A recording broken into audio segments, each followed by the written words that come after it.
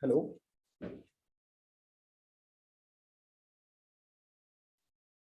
Hello.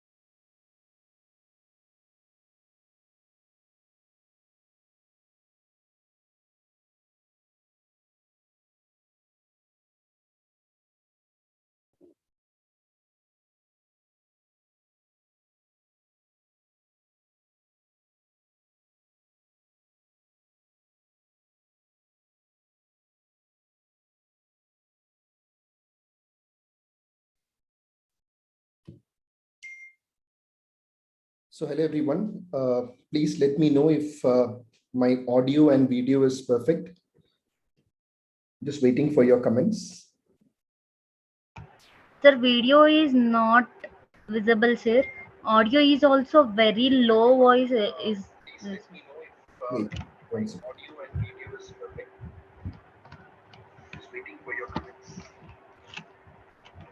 Sir, video is not.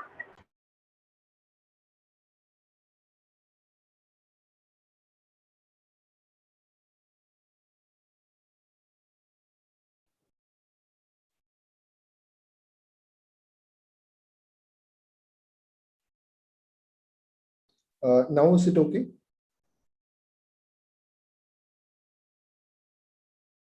Now am I audible? You're audible, sir, but your video is not available, sir. You're not seeing the video. Sorry, no, sir. Or Your is audio it is fine right now. okay?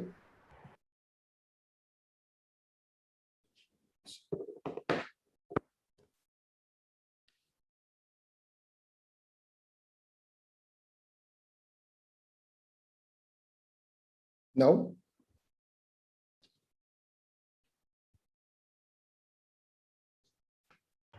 Yes, sir. You are visible, sir. I'm visible. Yes, sir. You're audible, sir. Okay. All right. So just one last confirmation before I begin. Can you please let me know in the comment section if my audio and video is perfect? Please let me know. Yes, sir. You are visible, sir. Yes, sir. Everything is perfect, sir. Okay. All right. So we'll start.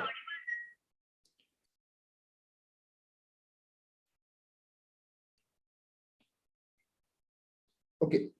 So hello everyone and welcome to the recall session of the neurology questions of the NEET SS 2022 exam. So before I start off with the recall, just a few points I want to tell you. The questions that I'm going to discuss with you are based on the recalls that I got in my student groups and also as personal messages. So just let me know if any of the wordings of the questions are slightly different, because then the answer is subject to a change. But the idea is to get an overview of the questions that were asked and also obviously the right answers as well. So you can comment in the chat box if any of the question was slightly different or the option framing was slightly different. Now, before I go to the neurology questions per se, let me just tell you this session which I'm going to do. It will be a quick recall session and not an elaborate, exhaustive discussion session. We will be doing such a session for all the subjects and which will be uploaded in the app. But this recall session is primarily meant for the candidates who just gave the exam and just want to have a quick look at the answers of the questions and probably where they went wrong. And for the candidates preparing for the subsequent exam, we'll have a more detailed discussion, and that will be uploaded in the app as well, where we'll be discussing the entire question more in length, and also maybe the surrounding areas we'll discuss. Now, after the NEET SS exam, when I had conversations with candidates over calls as well as messages, the first response that I got was the exam is slightly on tougher side, then more factuals than expected, some numericals, and yes, there were expected questions, and maybe slightly more questions than expected on genetics and syndromes. So these were the first responses. So why I want you to know this is because those candidates who have given the exam, even if I was in your place, I would want to know how the exam was for others. And was it tough for me only or others also? So I want to tell you, overall, it was slightly a tougher paper with more factuals than expected.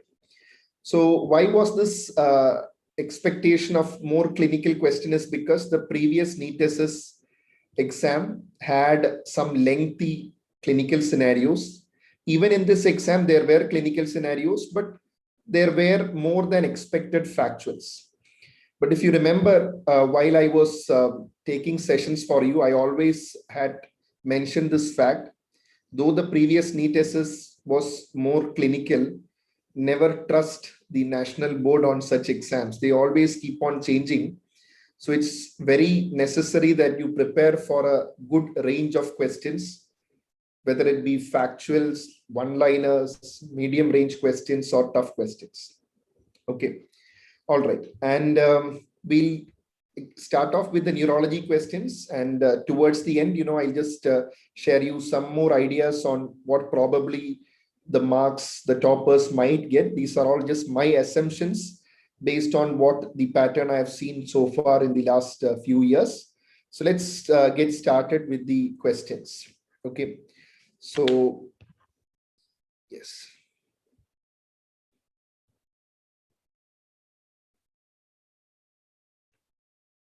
So just let me know if you are able to see the screen of mine. Please let me know. I'm just waiting in the comment section. Yes. Are you able to see the screen?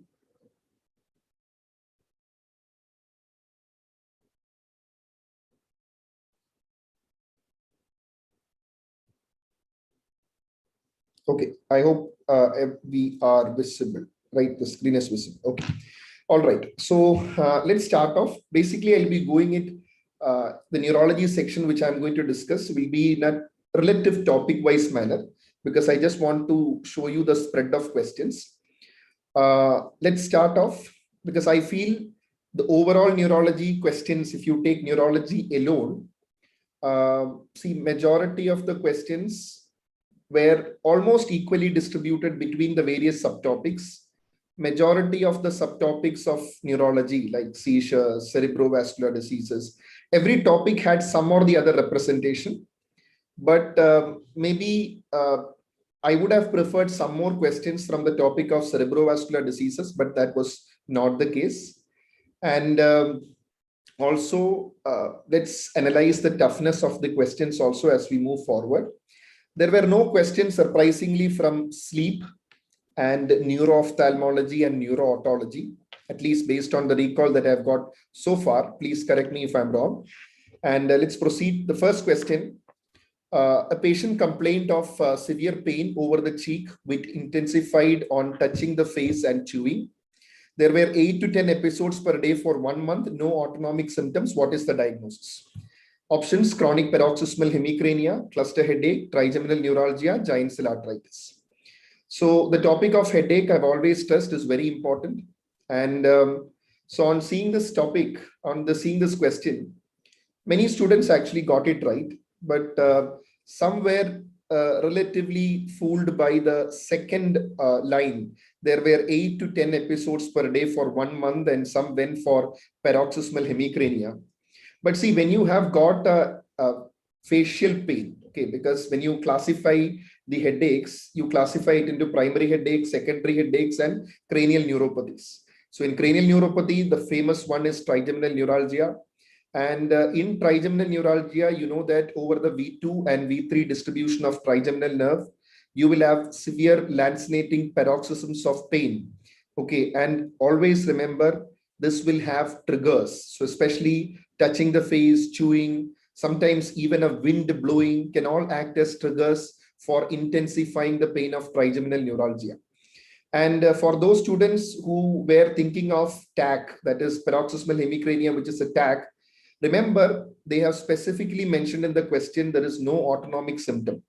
So TAC means trigeminal autonomic cephalalgia. So there has to be autonomic symptoms. And if you do not have autonomic symptoms, you cannot say that is a TAC. Okay. So the answer for this is trigeminal neuralgia. And you can see, I'm just showing you the references from Harrison also, because I want to just give you an idea of what percentage of the questions were from Harrison and what about questions outside Harrison. So this is there in Harrison itself, the clinical features of trigeminal neuralgia, and also especially the characteristic feature of trigger zones also they have mentioned. And at least some of the students might have been tricked by the number of episodes of paroxysmal hemicrania. But remember, as a clinician, you have to take into account the overall clinical picture. Do not rely on the episode frequency alone, because trigeminal neuralgia can present with multiple such episodes, like the frequency can be similar to that of a paroxysmal hemicrania. Okay, all right.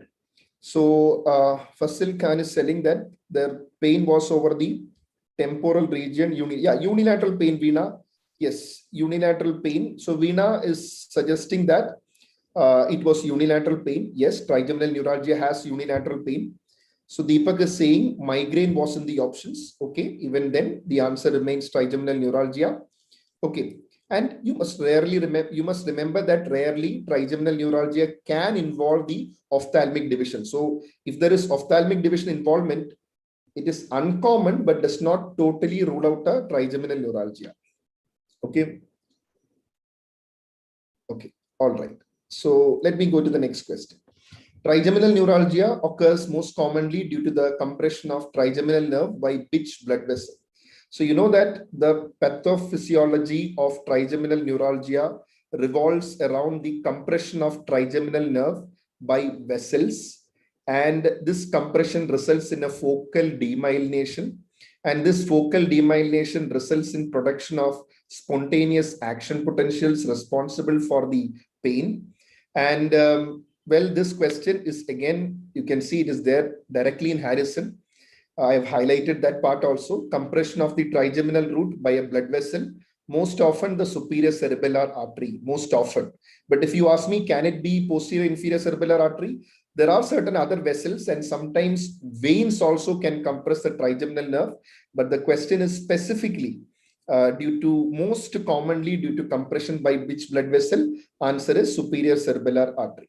Okay, so I hope that question, most of you got it right. Okay, all right. Next question. The next question on headache was on cluster headache. So it was actually a clinical scenario from what I get from students. So I've not got the complete recall. Some said that it was a male patient with a nocturnal headache with symptoms of clusters. And the question was on the acute treatment. Well, this is a pretty much expected question. And the answer is going to be 100% oxygen. Okay. And I've not got the other options. And the option would have been more perfect if they had made some more like adjectives, like it's a high flow 100% oxygen at a rate of 10 to 12 liter per minute, which is given for 20 minutes using a non-rebreathing mask. And just tell me in the comment section, was any other option other than 100% oxygen, was subcutaneous sumatriptan or solmitriptan nasal spray in the option? The reason why I ask this is because, see, these three agents, subcutaneous sumatriptan, solmitriptan nasal spray, and 100% oxygen, all three of them have level A evidence in the management of cluster headache. So suppose you have got an option 100% oxygen and subcutaneous sumatriptan, then I would prefer subcutaneous sumatriptan, because see, 100% oxygen, actually you have to specifically say at 10 to 12 liter per minute for 20 minutes at a high flow using a non-rebreathing mask. But if there were no options, and as Sweta is telling in the comment section, there was no other option like a subcutaneous sumatriptan or a solmitriptan nasal spray. So the answer is pretty much straightforward. It is 100% oxygen. Okay, all right. So 3 questions from headache. We did not have a question on migraine, but we had question on cluster headache, which is a TAC, and also trigeminal neuralgia. So what is our overall analysis? Yes, the questions were pretty much expected and relatively easy also, except that, the trigeminal neuralgia was, the superior cerebellar artery was a bit factual, but we have discussed this. If you remember in the QRP, I have made a specific mention of this point. About the blood vessel that is responsible. I have specifically said that it is most commonly the superior cerebellar artery. Okay. Now moving on to 2 questions from ataxia, because always ataxia is an important topic, and we had 2 questions from ataxia. So one is a child with cystic fibrosis presenting with ataxia, hemolytic anemia, and cognitive impairment. What is the likely vitamin deficiency? What do you think is the answer? What is the likely vitamin deficiency? What do you think is the answer? Is it vitamin E, vitamin B6, vitamin K, or vitamin A? What do you think is the answer?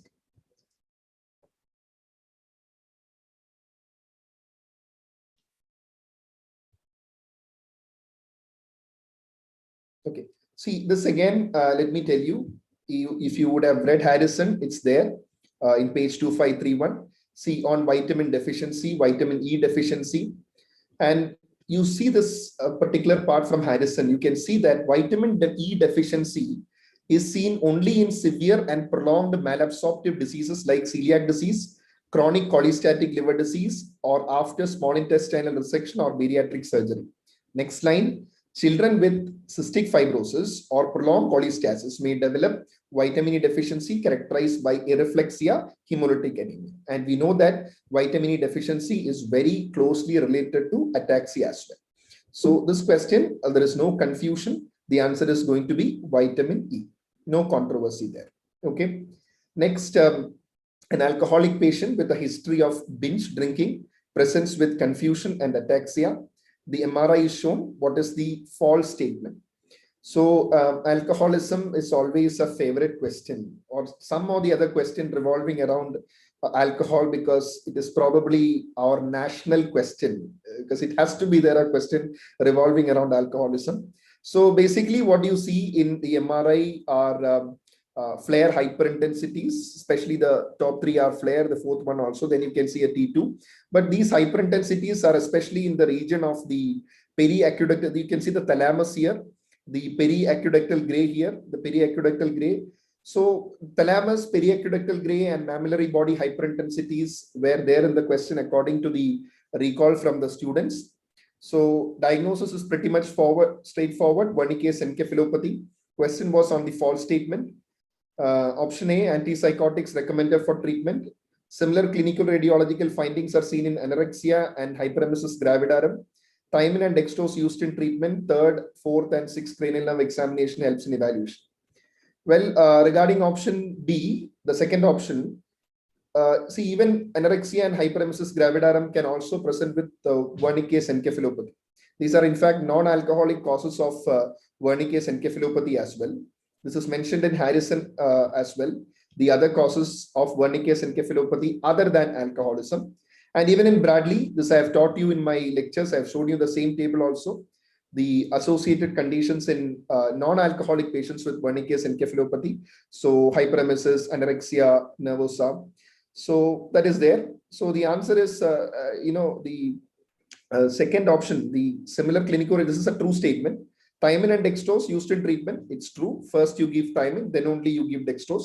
Otherwise, there is a chance of worsening.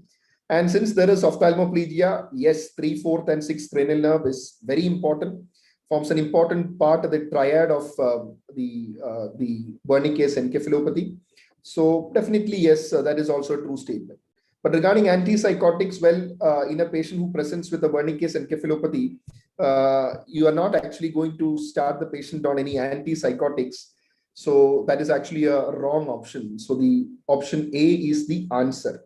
Antipsychotics are recommended for treatment is a false statement. They are not recommended for the treatment of an acute Wernicke's encephalopathy. So these two questions from ataxia. And coming to neuro infections, there were a couple of questions from neuro infections from what I got. And two of them were very simple. And the first one was mollaret meningitis is caused by, answer is what? HSV. Let us be more specific. It will be HSV2. And this is also there in Harrison. HSV, most commonly identified cause of recurrent lymphocytic meningitis, which is the mollaret meningitis. So this is again a straightforward question. Next question, HIV patient presented with confusion and delirium, was diagnosed as stage 3 AIDS, later developed dementia due to progression of the disease. What is the diagnosis? Progressive multifocal leukoencephalopathy, HSV infection, cryptococcal infection. These three were the options. Well, this neurological condition that occurs in HIV AIDS patient, starting off with confusions and subsequently progressing. So there is a progression. So there is a progressive condition because of involvement of the white matter of the brain. So this is a condition that is progressive multifocal leukoencephalopathy, clearly given in Harrison about the presentation of progressive multifocal leukoencephalopathy. So headache, we have covered. We have covered the neuroinfection part and the ataxia part also. So any doubt so far? Any doubt on the questions that were asked?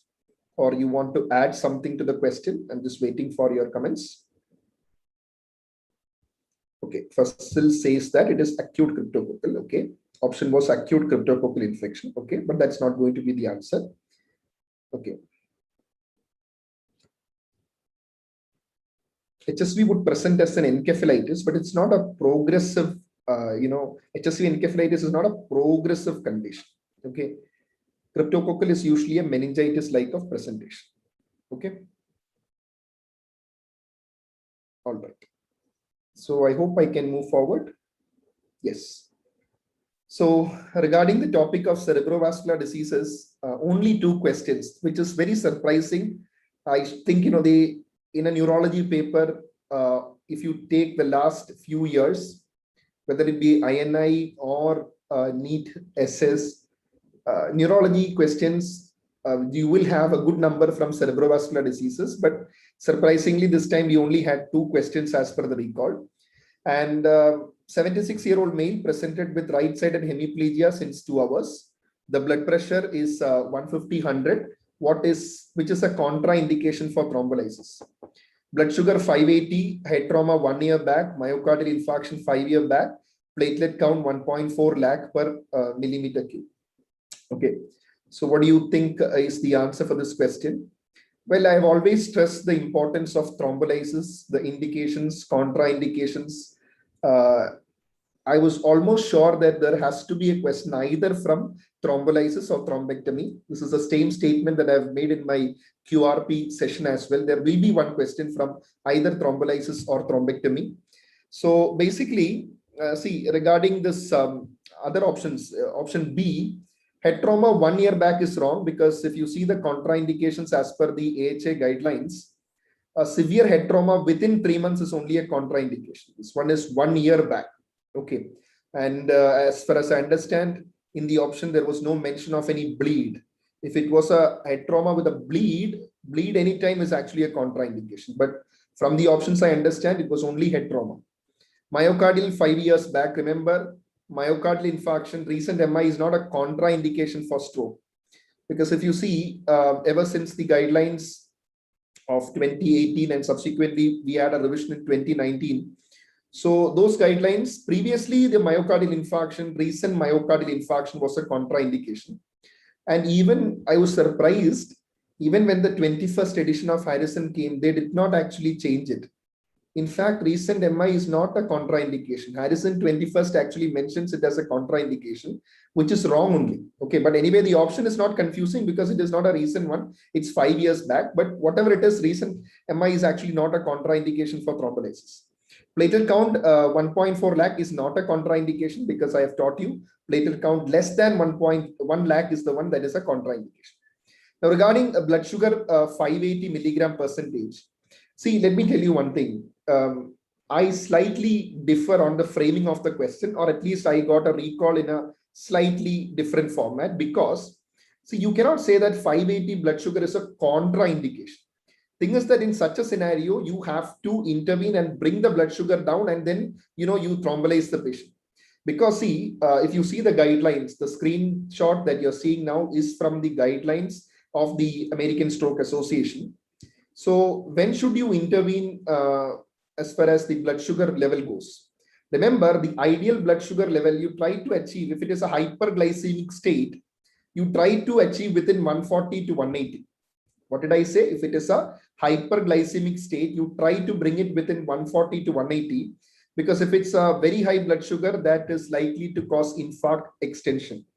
Okay. So thing is, if it is a 580, you have to bring the blood sugar down quickly, giving insulin and then thrombolyze. So I'm not of the opinion that this is a contraindication. You have to intervene and then thrombolyze the patient. Okay. So that for this question, according to this wording of the question, the best possible answer is option A. Okay. The next one, most common site of bleeding in AVM of the brain: intraparenchymal, subdural, epidural, and intraventricular. Well, if you look at Harrison, it's clearly mentioned in Harrison here. I have mentioned the page number also for your reference. So 50% of the AVMs become evident as intracerebral hemorrhages, and in most of them, the hemorrhage is mainly intraparenchymal. Okay, it's mostly intraparenchymal, but you can have extension to other areas. Let me show you a screenshot from Bradley as well. You can see in Bradley also about cerebral AV malformations, the last highlighted part. Although the resultant blood pattern is most often intracerebral, subarachnoid or intraventricular hemorrhage may occur. So what is the most common one? Intraparenchymal is the most common site of bleeding. So I hope you are clear with the two questions asked from cerebrovascular diseases. Regarding the topic of seizures and epilepsy, here again 3 questions were asked. First of all, most common syndrome causing focal seizure with impaired awareness. Simple, straightforward question, mesial temporal lobe epilepsy. I have said the same line again in my routine lectures and the quick revision program that we conducted at DocTutorials also. It's a simple one. I'm sure that most of you would have got it right. The same line from Harrison. Okay, it is the most common syndrome associated with focal seizure with impairment of consciousness. So that's a pretty straightforward one. Child with history of seizure responding to ketogenic diet. What is the implicated mutation? Well, this one also I have taught you. And not only that, see in my lectures and in my QRP, in the QRP also, I showed you one table from Harrison on the epilepsy syndromes. And I told you, please learn this table. There is a table in Harrison on epilepsy syndromes, which many are likely to neglect. I specifically told, please look at that table, you will get questions. And you see that table here. This is Harrison and page number 3308. You see the SCL-C2A1 gene mutation coding for GLUT1, glucose transporter protein 1. And you can see the gold standard treatment for refractory forms is what? Ketogenic diet. And as I can see, Veena Surendran rightly telling, this mutation can also result in paroxysmal dyskinesias. We have discussed in paroxysmal movement disorders as well. She's absolutely right. So this is GLUT1. This is there in Harrison itself. You should have got it right. Okay. If you have got this wrong, you should be giving you a hit because you should have got this right. Okay. But that's okay. It happens. Okay. Even if you have got it wrong, do not worry, because many candidates will be there who have made very silly mistakes, and you might be thinking, I've lost my chance. But it's not like that. Believe me, when I wrote my super specialty exam also, I have done at least one or two blunders, which anybody, maybe a MBBS student, would actually get it right. So it happens in the heat of the exam, but that's quite natural. But that's okay. Okay. All right. The third question on seizures and epilepsy is drug okay, Veena is saying that it was mentioned in the question on paroxysmal movements. Okay, even if there is paroxysmal movement, that again further substantiates the point that this is a GLUT1 mutation, because this is very well known to produce the paroxysmal movements as well. Okay, drug likely to cause hepatotoxicity in children less than 3 years. So the recall I got in the group was, the question was like, usually in children, hepatotoxicity is less common with drugs, but which is the drug likely to cause hepatotoxicity in children less than 3 years? So the best answer here is valproate. Okay, so valproate is the one that can actually cause hepatotoxicity commonly in children. They are more prone to develop hepatotoxicity, which is why if you prescribe valproate, you have to periodically check the transaminase levels as well. But if you go to the finer level, you will understand that you cannot totally rely on the transaminase level as well, because a minor transaminase level increase with severe hepatic involvement can also occur with valproate hepatotoxicity. Okay, all right. So these were the 3 questions on seizures and epilepsy. I hope there is no doubt there. Can I move forward? Any doubt, please let me know in the chat box. Okay. So one candidate is asking regarding what would be a safe score. So I'll answer that, towards the end of the discussion. Okay. So next question is on the spinal cord, maybe you can say, or yeah, you can put it as a spinal cord topic. So 20-year-old female presents with a transient visual loss 6 months back, recovered fully, now complaining of left upper limb weakness. Examination, however, shows both upper limbs are weak with exaggerated tendon reflexes. Lermite sign is positive, and what is the probable cause?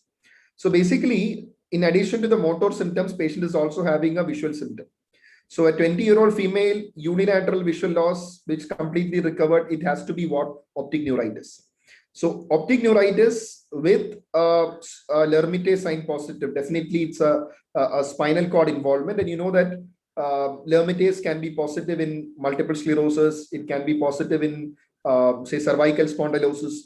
But cervical spondylosis is never going to produce any optic neuritis, correct? So it is never going to be the answer. And even in a parasagittal meningioma, it's not going to produce any optic neuritis as well, nor can a thoracic spinal cord tumor. So because the patient has upper limb weakness. So if it is a thoracic spinal cord tumor, you're not going to have an upper limb weakness, nor are you going to have optic neuritis associated with this. So this one is a simple one. This is a demyelination at a cervical level. Okay. All right. Next question. 45-year. Yeah, this question I just need your help also, just to see if this was the exact recall. 45-year-old male presented with back pain that worsens on coughing and straining. He had weakness in his lower limbs and could not lift from bed. And on trying to get up from bed, the umbilicus moved forward, which is true about the condition. See, just forget about the options. If I look at the question as a clinician, what do I understand?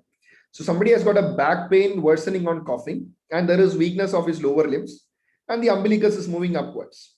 So there is a paraplegia, and there is an umbilicus elevation as well, which is a beaver sign, correct? So, and this is likely to be what? Is it a extramedullary lesion or intramedullary lesion? Because there is a back pain, this is likely to be an extramedullary lesion.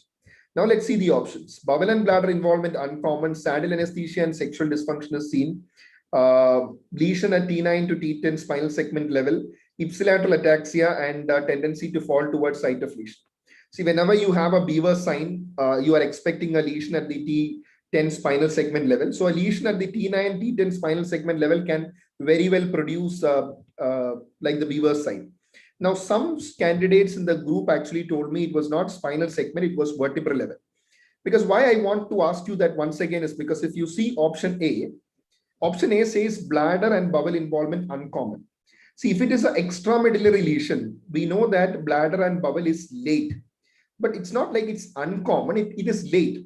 So if the third option was maybe vertebral level or something, you could have thought of the first option. But if the third option is spinal segment level, then it has to be option C. That is a true statement. Okay. So, all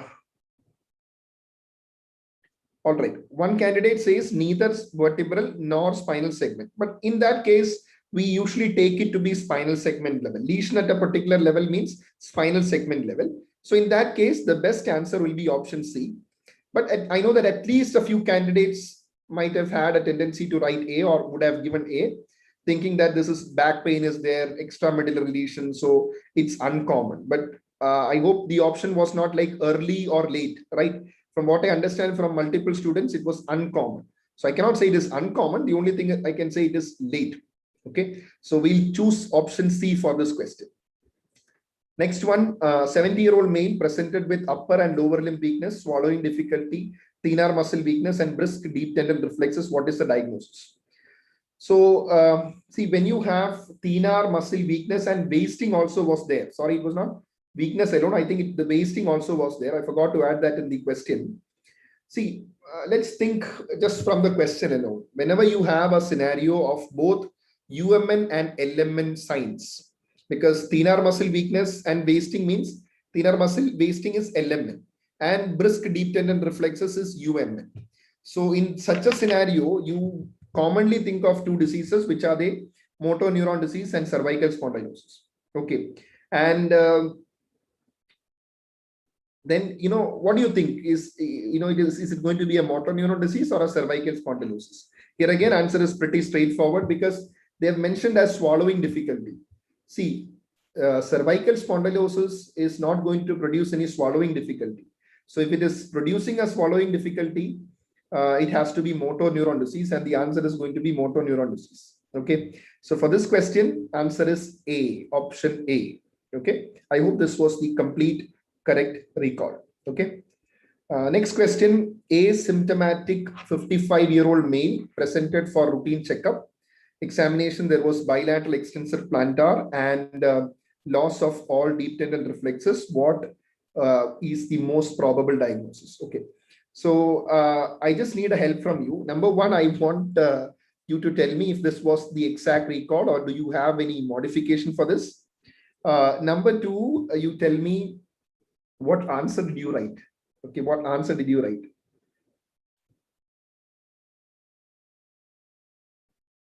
First of all, tell me if this was the right recall. Second, what answer did you write?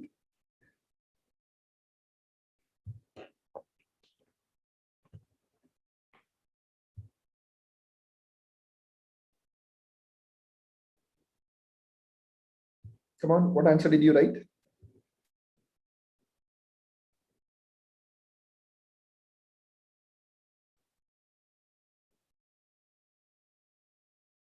Okay, I see one answer as ALS,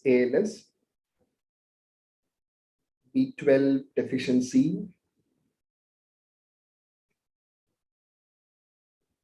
ALS. So between B12, see, I'll tell you something. See, asymptomatic 55-year-old male came for routine checkup. So there was bilateral extensor plantar and loss of all deep tendon reflexes. Okay. So see, this is slightly tricky because see, when you have extensor plantar, which is a UMN sign, and loss of deep tendon reflexes, loss of all deep tendon reflexes is what I understand from the question. Okay. So UMN and LMN signs. Can it be cervical spondylosis? No, because all deep tendon reflexes are lost. See, if there is a cervical spondylosis, you will get LMN findings in the upper limb and UMN findings in the lower limb, correct? But here all deep tendon reflexes are lost. You cannot have a cervical spondylosis and all reflexes being lost. It can happen only if there is an acute disc and the patient is in, say, a spinal shock, but not in a cervical spondylosis. Okay. So cervical spondylosis cannot be the answer because in such a scenario, the upper limb reflexes will be lost and the lower limb deep tendon reflexes will be exaggerated. Okay. So I hope there is no dispute on that. You agree with me? Yes. Now regarding the other two, ALS and B12 deficiency, see, B12 deficiency can very well produce extensor plantar, and because of the subacute combined degeneration, and it can produce areflexia because of the peripheral neuropathy as well. Okay, because of peripheral neuropathy, because when there is a severe peripheral neuropathy, there can be total areflexia as well. But see, the catch here is it's a completely asymptomatic person who comes for a routine checkup. Now, for a case of, say, B12 deficiency, to have extensor plantar, loss of deep tendon reflex, the patient has to have ataxia. He has to have significant ataxia. They would actually make some mention of the patient is a strict vegetarian or something related to anemia, fatigue. You cannot have a totally asymptomatic patient coming to your OPD and you are detecting a neurologic severe manifestation of B12 deficiency. It can never happen. Okay. So theoretically, you can say that yes, bilateral extensor plantar, loss of deep tendon reflexes, I can explain. Yes, you can have involvement of cord as well as a significant peripheral neuropathy. But how can the patient be totally asymptomatic? So, but then you can ask me, sir, will ALS present like that? ALS can present. We have sometimes, patients coming to the OPD, they might have some wasting. They might not actually, care. They might think, it's something, my muscle has become a bit thin. The patient might not come. And sometimes only in a routine checkup, when they come, we might detect it. That can happen. So do not think that, someone has answered, it has. So it depends. Patient actually came for a routine checkup and he has had these symptoms. So I feel ALS can present like that without much symptoms. Patient might not have significant weakness, but because the anterior horn cells are specifically involved, there can be loss of deep tendon reflexes. So I just want to know your opinion as well. This is what my answer will be. But I would have actually framed the question in a slightly different way. I don't think this is the best framing of the question, but for me, if this is the question, ALS is the answer, because just because B12 deficiency cannot present like this, that's the only thing. So I hope you agree with me. Just let me know in the comment section. Okay, because I can see some of you wrote B12, many wrote ALS as well, but I don't agree with B12. If the word specifically totally asymptomatic routine checkup, there has to be significant ataxia. There has to be sensory ataxia, and because see, when you have a diffuse loss of reflexes in a B12, such a severe peripheral neuropathy has to produce significant ataxia. Okay. All right. So I hope that's clear. Next question. Young male complained of dysphagia, dysarthria, diplopia. 12 hours later, he complained of weakness of bilateral upper limbs. Was then intubated for respiratory distress. There was no history of any fever. What is the diagnosis? So what do you think is the answer for this? What do you think is the answer for this? Tetanus, diphtheria, strychnine, botulism, because at least some candidates had some doubt. So overall, as a clinician, if you think, okay, you are having cranial nerve involvement, no doubt, dysphagia, diplopia, dysarthria, so some lower cranial nerve involvement is there. Okay, and also the diplopia is there, the other cranial nerves are also involved, and he is having weakness. Okay, weakness of bilateral upper limbs, and then he was there is significant respiratory compromise. So what is the answer? The answer is botulism. Absolutely right, Dr. Saurabh Mishra. But let me ask you one thing. So the question that I have for you, can this be diphtheria? Because diphtheria can present with descending paralysis. Can this be diphtheria? Or why is this not diphtheria? Why is this not diphtheria? Why is this not diphtheria? I'm saying this is diphtheria. How will you contradict? Yeah, the simple reason being, see, 12 hours later, see, diphtheritic polyneuropathy and neurological manifestation has a progression. Okay, it's a progressive illness. So this one is quite dramatic in this presentation, quite dramatic in the presentation, and such a dramatic presentation cannot occur with diphtheria. And no history of fever actually rules out infection as well. Okay, no history of fever rules out infection as well. Okay, all right. So I hope you are able to understand. See, intubation can happen with diphtheria also, because that can also cause respiratory compromise, descending paralysis. But see the dramatic nature of the illness, and yes, fever is not there, but that can happen in diphtheria. Okay, but I hope you understood the explanation. Okay. Okay, so you can see Harrison mentioning about the clinical features of botulism, bilateral cranial nerve palsies followed by symmetric descending flaccid paralysis that may cause respiratory arrest. Okay, all right. Okay, next question. The image is regarding a patient who had difficulty after a tight hand grip. And from the candidates, I understand this was exactly the same image. That's what I understand. Choose the true statement. It is a disorder of neuromuscular junction. CTG repeats are seen in this condition. Cataract, diabetes, hypogonadism are not commonly associated. Sensory conduction study is useful in diagnosis. Well, the diagnosis is quite obvious from the image. This is a Hatchet facies. This is a Hatchet facies, and it is a disorder of neuromuscular junction is wrong, because the answer is myotonic dystrophy. This is a muscular dystrophy, is a myotonic dystrophy. It's not a neuromuscular junction disorders. And CTG repeats are seen is a true statement. Cataract, hypogonadism, diabetes are not commonly associated. It's false. It is commonly associated. Sensory conduction study is useful in diagnosis. No. So tell me, how do you establish a diagnosis of myotonic dystrophy? Yes, the genetic testing is important, but to establish myotonia per se, myotonia, you will go for an EMG and demonstration of the myotonic discharges. And yes, you have to do a genetic testing to confirm the genetic mutation. So what is going to be the answer? The option is B, CTG repeats, clearly given in Harrison also about the CTG trinucleotide repeat expansion as well. Okay, yeah, all right. Yes, Nishant, that is also right. Sensorium was intact in the question on botulism. Absolutely right. That is also a point that actually favors. All right. So the third question, next question on the muscle disorders part, drug that can cause tendinitis or tendon rupture, HCQ, heparin, statin, bisphosphonates. See, actually, when I saw this question in the group, when students were discussing, I just saw the question, drug that caused tendinitis or tendon rupture. Do you know what option I was looking for? I was not first looking for statin, to be honest, because there is some other drug that is classically associated with tendinitis or tendon rupture. And that is, can you tell me what is that drug? What is that drug? It is fluoroquinolones. In fact, I have put a question in the exam also on this topic of tendon rupture. And if you see the NEJM also, the image challenges in NEJM, there is a picture also on a patient on fluoroquinolones developing a tendon rupture. They have shown an MRI. You remember? You have seen that in the NEJM. So I was expecting fluoroquinolone, just like, Deepa Das, correct. Madan, correct. So I was also expecting the fluoroquinolone, but HCQ, heparin, statin, bisphosphonate, answer is going to be statin. Well, at least some of you thought, I've read so much about statin, never heard of tendinitis or tendon rupture. I've heard about muscle breakdown, rhabdomyolysis.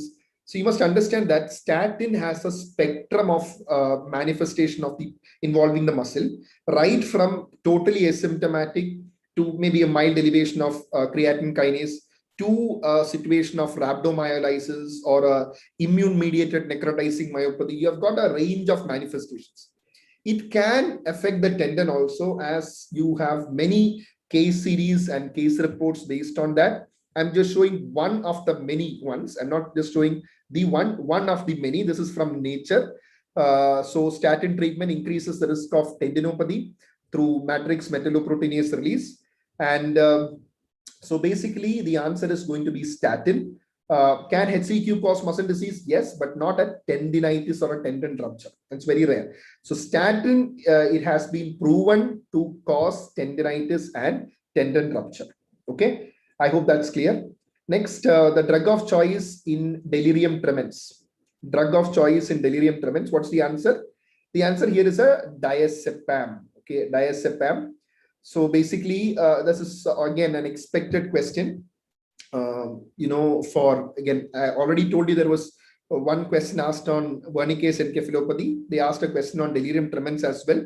And you can see in Harrison, benzodiazepines form an important part in the management. You can either go for chlordiazepoxide or diazepam. I understand only diazepam was there in the option. And the answer is going to be diazepam from the option. Okay. All right. So next one. Well, this is a genetic question, but since it is full of neurological options, I've taken this question because you can say you can group this under neurogenetics as well. So this is not a trinucleotide repeat expansion disorder. Sydenham-Chorea, it's not Sydenham-Chorea, myotonic dystrophy, spinocerebellar ataxia, Friedreich's ataxia. What's the answer? It's again a simple one. Sydenham-Chorea is an acquired disease and it's not a repeat expansion disorder. Myotonic dystrophy is CTG. Majority of spinocerebellar ataxias are CAG. We have other repeats also. And Friedreich's ataxia is a GAA trinucleotide repeat expansion disorder. Answer is going to be Sydenham-Chorea. Okay, all right. So you have this table in Harrison also on the trinucleotide repeat expansion disorders. And the next one is a few questions from pediatric neurology. At least for a couple of students, this came as a surprise, but these are expected questions. And even in the beginning, when I conducted the neurology elite exams, also the series of subject-wise exams that we did in topic-wise exams that we did in DocTutorials, I had kept one topic on pediatric neurology as well, because you sometimes can expect questions on pediatric neurology. So we had a couple of questions. One is craniosynostosis and hand fusion abnormalities are seen in Appert, Cruson, Carpenter, and Smith-Lemley Optis syndrome. So basically, if you want to read more about this, this is there in Adam and Victor's neurology. Well, this is not there in Harrison. It is not, mentioned in detail in Harrison, though they have made a passive mention of the Appert syndrome at places and also Cruson, Carpenter at places, but they have not had a detailed discussion regarding this. So see, I want to just show you this table, this part of the Adam textbook. See, when you see this, you see on the left-hand side, acrocephalosyndactyly refers to a group of disorders which have these synostosis. Okay, they have the craniosynostosis, which is premature closure of the sutures, and along with that, hand fusion abnormalities, which is syndactyly. So there are a group of disorders which can present with craniosynostosis and hand fusion abnormality. I just want to tell you one controversy here. See, actually, both Appert and Carpenter, you can see I have highlighted, both of them can present with craniosynostosis and syndactyly. You can see here the disorders in this group of acrocephalosyndactyly. One is Appert, and two, you have the type 3, type 1 and type 2 is acrocephalosyndactyly. Type 1 and type 2 is the first one, then 3, then 4, which is the Pfeiffer syndrome. The fourth one is the Carpentier syndrome, that is the type 5. So you have the various subgroups. But if you look Appert, yes, you have, everybody knows that Appert syndrome is known to have the syndactyly, but actually Cruson also has syndactyly if you read the last line. But sorry, not Cruson, Carpenter. Carpenter also has syndactyly if you read the last line. But the problem is, usually in Carpenters, you have supernumerary digits rather than a syndactyly.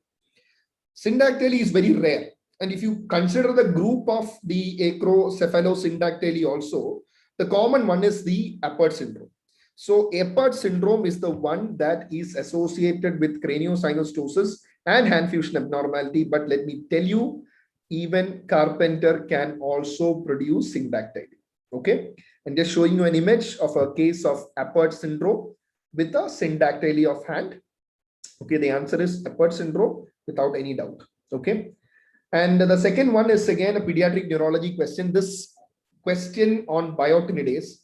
See, if you look at the pediatric neurology question, if you are a candidate who has written my neurology elite exams many months back, there was a specific question on biotinidase deficiency, because in the group of pediatric neurology, the metabolic diseases, the inherited metabolic diseases are important.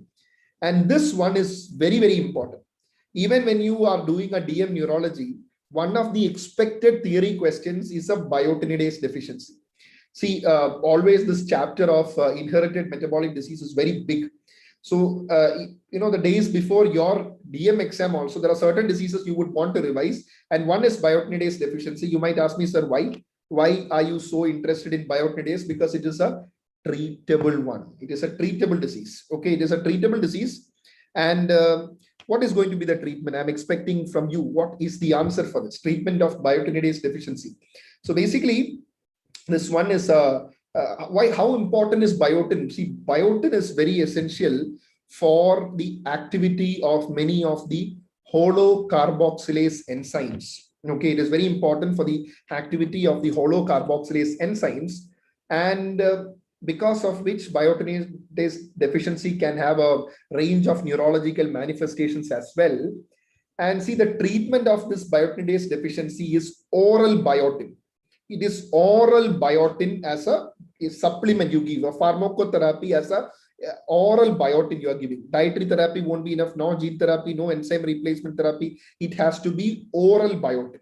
Okay, and you can see in Adam and Victor's, the biotinidase deficiency, it responds to 10 milligram of biotin per day. Some start with 5 milligrams. So usually 5 to 10 milligram per day is what we start off with biotin. It's oral biotin that is given, oral biotin. So lifelong supplementation with biotin. Okay, so these are the questions of neurology. So I got 23 questions so far, and just let me know if I have missed on any question. I have got 23 questions as of now from neurology, and it looks like a big number because the exam is of 150 questions, and 23 questions from neurology is definitely a big number. And let me just try to tell you my perspective on what are the expected scores and all. So I told you, as far as neurology is concerned, some of the factuals were slightly difficult. Okay, and so it's slightly on the tougher side. Let me be fair, slightly. But there are many very simple questions also. The simple questions were very simple. So the problem I see in this paper of neurology alone, I'm just talking of neurology. I'll just talk about the others also. But neurology, the problem is the simple questions were very simple. So ideally, if you're a candidate who has prepared very well, you would want a good number of questions which are in the medium range, which are going to segregate the candidates into the various strata. But one problem is the simple questions were very simple. Okay, so that is one point I want to tell you. Now, regarding the overall paper, and what I want to tell you is, see, overall paper, I would say that, see, whenever you prepare for a super specialty entrance exam, there will be certain candidates. You know, I sometimes use the word reader, okay, and thinker. Reader, thinker. So reader is someone who reads voraciously, like medicine, you know, they read Harrison well, line by line, do repeated reading, and they are able to remember the gene mutation. I'm talking about the overall paper, okay?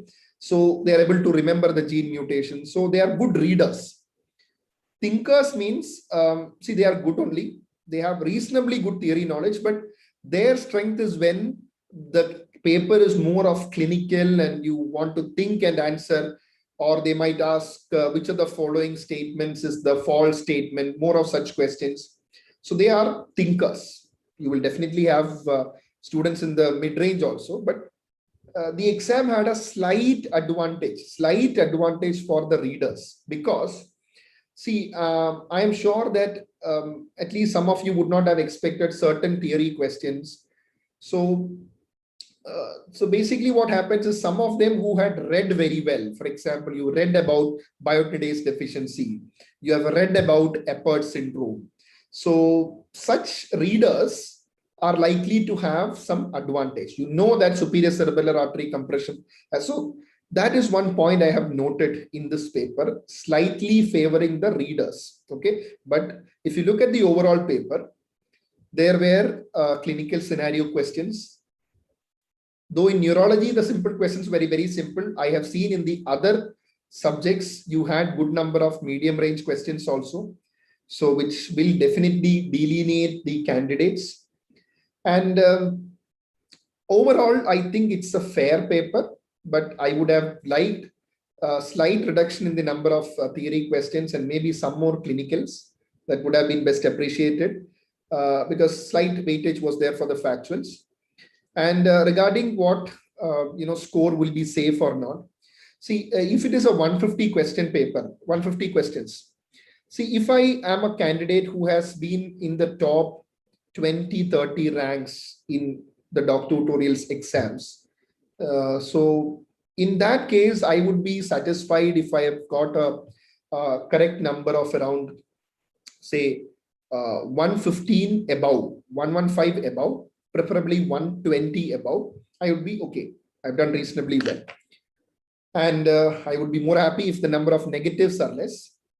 But for the candidates who have got around, say, suppose you have done the paper and you have looked 100, 90. See, one thing you must remember, you have good number of super specialty seats, except certain branches.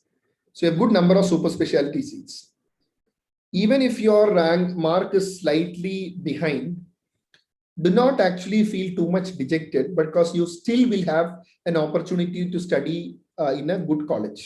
Okay, because ample number of seats are there in majority, except for certain branches like hematology, rheumatology, where the seats are lesser.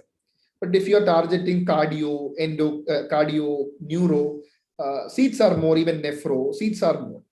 So do not be dejected. That's what I want to say, because many of them are feeling dejected. Sir, I wanted nephrology or I wanted neurology, but my mark is slightly less. Should I give another try? See, what I want to tell you is definitely prepare for INI. That's what I want to tell you first. Okay, but let's see the results, and depending on that, because see, you can never rely on the counseling processes of any NB exam. Okay, because NEET PG, they have dragged it like a rubber band. And I have absolutely no clue whether they are going to conduct the counseling of NEET PG soon. So always on the safer side, you start off with INI. You start preparation for INI. If you get a good college, then you settle for that. Don't worry about that. But what I want to tell you is you will get good colleges even with slightly lesser ranks also. And you might ask, sir, how is that possible? What about academics? See, what you should understand is the world is very small now. Even if you're studying in one college in South, maybe Tamil Nadu, Delhi, Kerala, or Hyderabad, wherever you are, you have access to multiple conferences, multiple virtual conferences where you can listen to speakers all across India. So many online conferences are there now. I'll just tell you an example. I did my DM in a college from Trivandrum, Kerala. See, but through my residency, via various conferences, both offline and online, I have probably attended to lectures of almost all national and international major speakers. Because see, if you take the speakers from NIMHANS, AIMS, or very renowned neurologists like Khadilkar sir, they commonly conduct conferences, virtual and all. We are able to listen. So knowledge is, do not think that if you are at a particular college, your knowledge is restricted to that. Your caseload and the cases that you see is dependent on that, agree. But there is always a chance to experience the world outside by listening to these conferences, seeing the cases that I present. Because I always, during my residency DM, made a point that I would listen, not miss any lecture from speakers like Khadilkar sir, speakers like Padma ma'am, who was the HOD of who is the HOD of AIMS Neurology, Manjari Tripathi ma'am, who is handling the epilepsy department in AIMS. She's a wonderful speaker. So I still remember when I went for the IAN conference, I was running for her, talk on seizure semiology. So you get an opportunity. So don't feel dejected. I want to tell this because I get so many personal messages telling that, I wanted a branch, but I am not going to get in the top institute.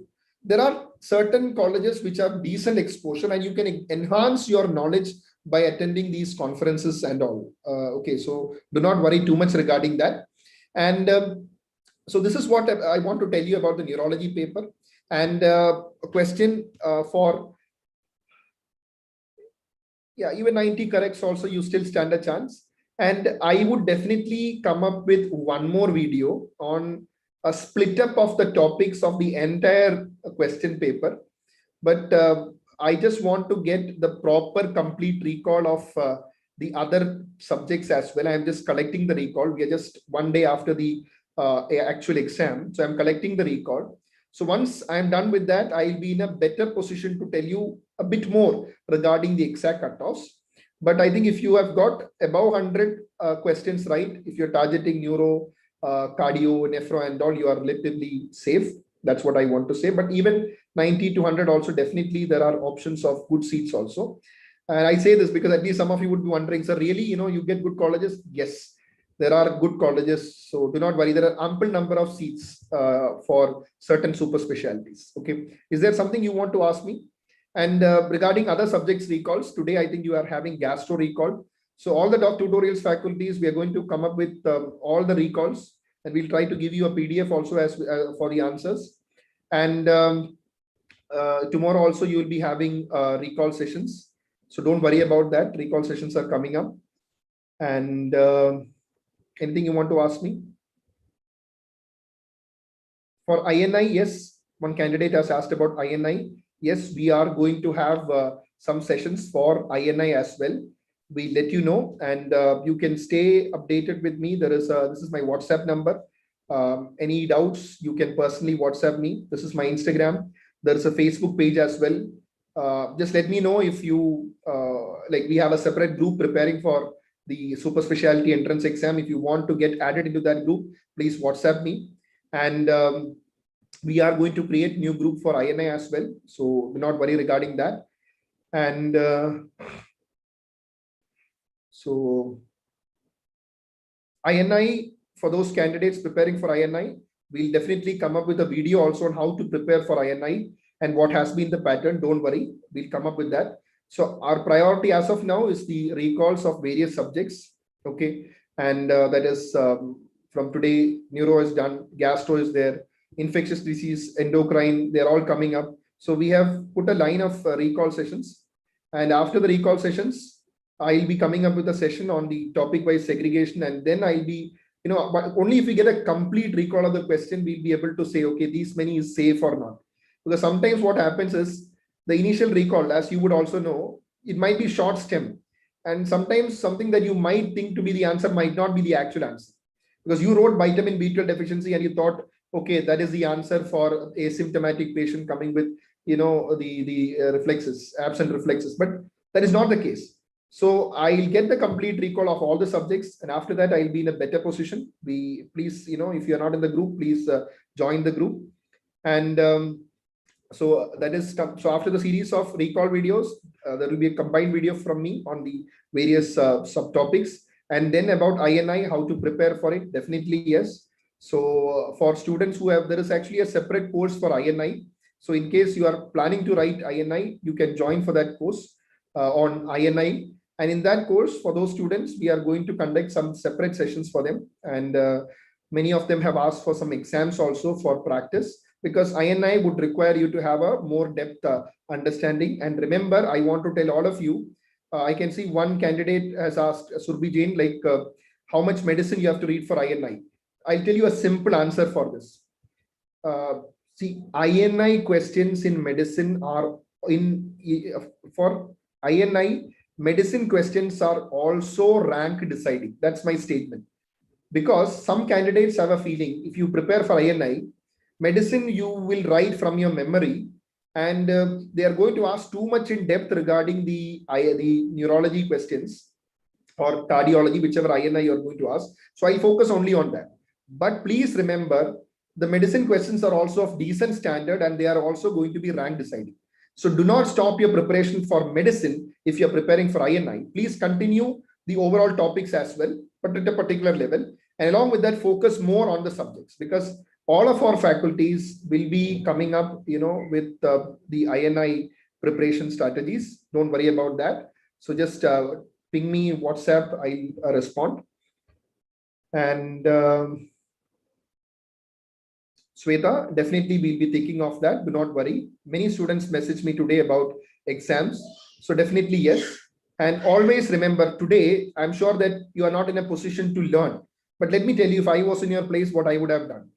So I'm not in a mood to learn. I just finished my NEET SS. I will start watching the topper interviews of INI. I just want to see what they did, the style of questions. I want you to understand that. Please just go through those topper interviews, and you will get a better idea on what sort of preparation is required for INI.